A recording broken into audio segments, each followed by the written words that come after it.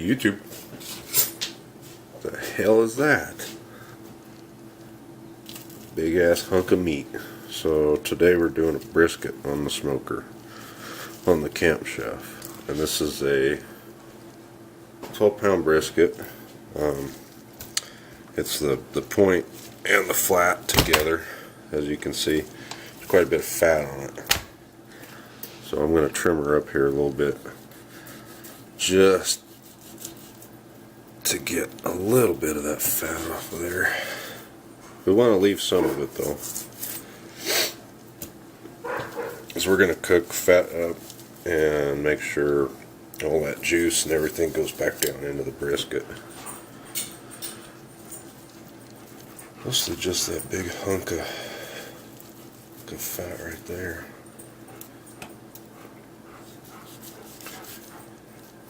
Sharpen my knife.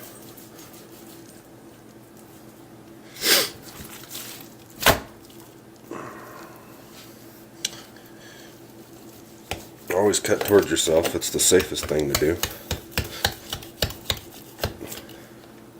And use a dull knife, because a dull knife, you're working harder and it's more dangerous. Okay, mustard.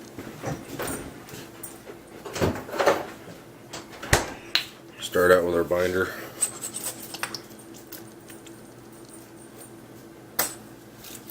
Old-fashioned mustard, classic yellow. I know you guys like watching me do this. You frickin' weirdos. Garlic salt.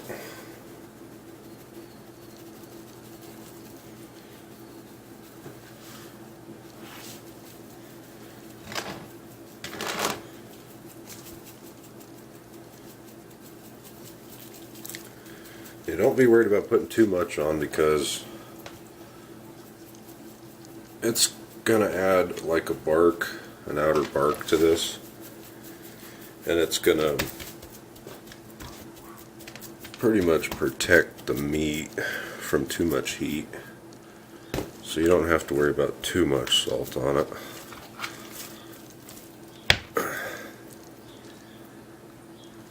Another big chunk of fat between the point and the flat.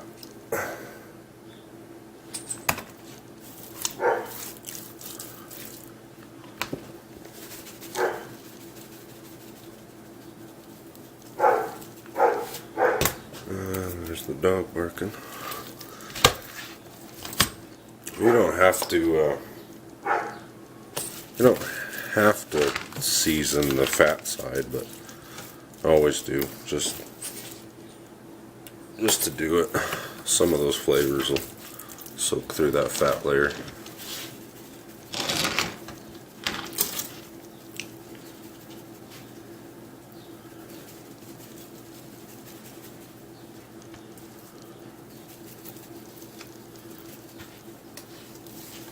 Okay, then we're going to use our brisket barbecue rub, whatever you want to use. This is, I think I said it last time on the pork video. Granulated garlic, chili powder, paprika, cayenne, salt. There actually is no pepper, I lied on the last one. If you guys are really interested, I could get you a recipe for it. Just kind of threw it together.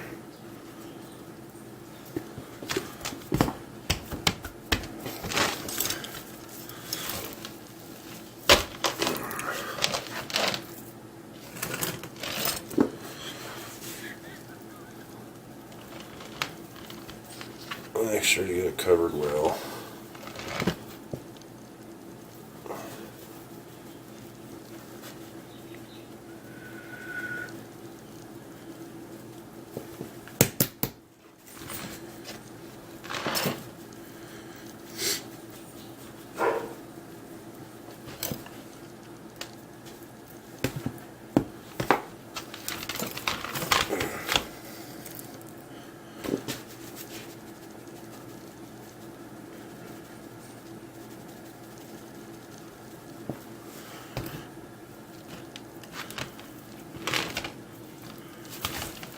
Okay, good enough. I'll throw her on the Camp Chef, just like that. 250 degrees. And we're just going to let it smoke for probably a good 4 hours again, probably. So, stick with her. Alright guys, there's the brisket after 4 hours of smoke time, using hickory on the Camp Chef DLX Pro here. I got a nice bark on it. You see the juices flowing out of it. We're going to pull it off the smoker and wrap it up. So.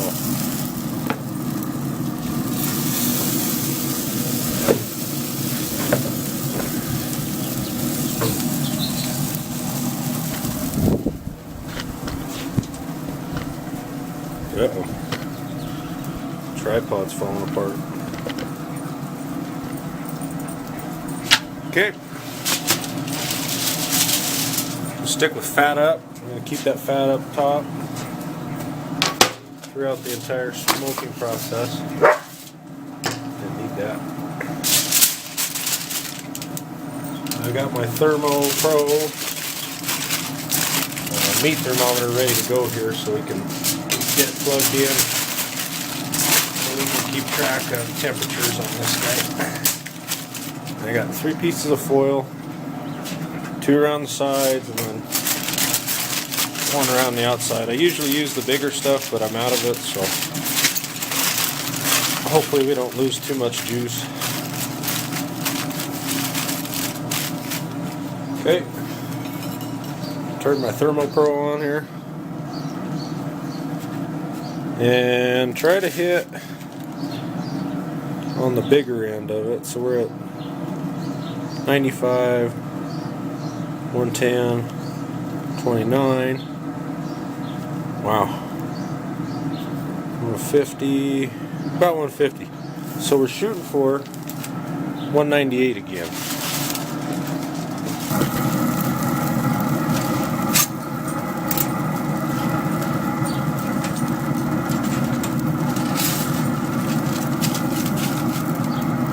Okay, the nice thing about this Camp Chef, they got a little hole here on the side where you can route your thermometer wire. They actually have a plug-in too where you can plug into the machine and it's got its own probe temperature.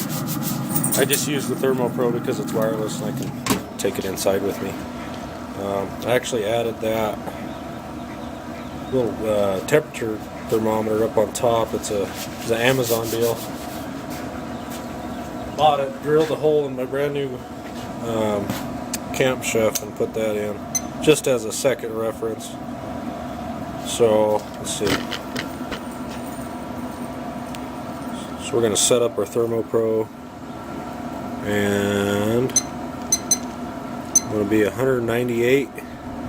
We're at 163 right now, so we'll see how long that takes. It's been smoking for 4 hours. I'm guessing it'll be another 3 to 4 hours wrapped up, so stick around. Alright guys, we're about at the 3-hour mark from when we wrapped the brisket, and as you can see the Therm Pro is flashing green at me and we're at 195 degrees. So once that thing hits 198, it's going to start alarming out, telling you, hey, your temperature's been reached and you need to go check on your food or get it out or do whatever. So 3 hours plus 4 hours worth of smoking, so we're looking at 7 hours for a 12-pound brisket. And what I'll do is what I normally do is stick it in a cooler, throw an old towel on bottom and top or whatever you have, rags, whatever, and it holds the temp, and we'll let it rest for a good hour, hour and a half, and then we'll open her up and see what she looks like. So that guy, I had the hopper full with Pit Boss Hickory Pellets, and I've been smoking for 7 hours straight, and I still have probably a quarter to a third of a hopper left. So this thing's real efficient with using pellets, not to mention it's like 80 degrees out here, so that helps too. It uses a lot more pellets when it's cool, but we'll see what she looks like after we open her up after resting.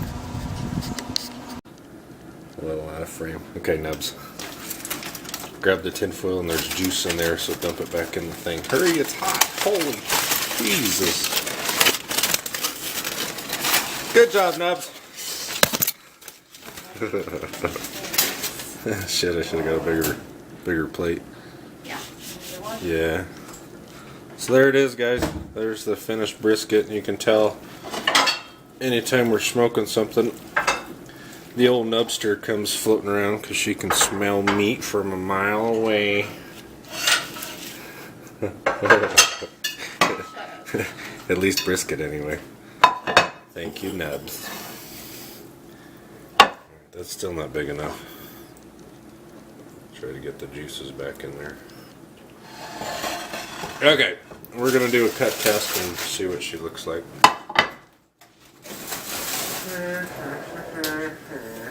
This is not a brisket knife. It's not as tender as I would have hoped.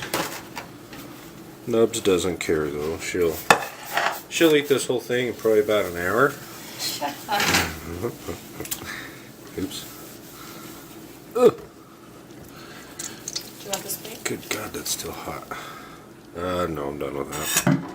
A little bit of a bark or smoke ring on it. We used hickory, so it's not like cherry, but as far as tender goes, that's not too bad.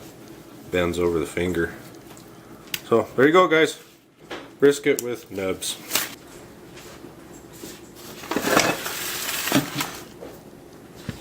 So guys, with the rest of the point, I think it's the point. With the rest of the point, the chewy fatty part of this brisket, I'm gonna make burn ends, or attempt to anyway. So we got all that cut up and stuck in the pan here, and I tried a piece of the fatty meaty portion, and it was really good. So got a can of beef broth here, and I'm just gonna dump that in there to kind of keep them moist.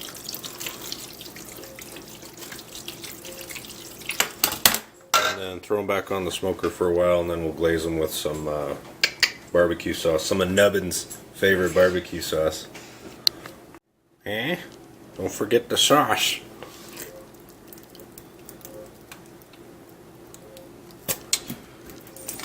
Onto the smoker.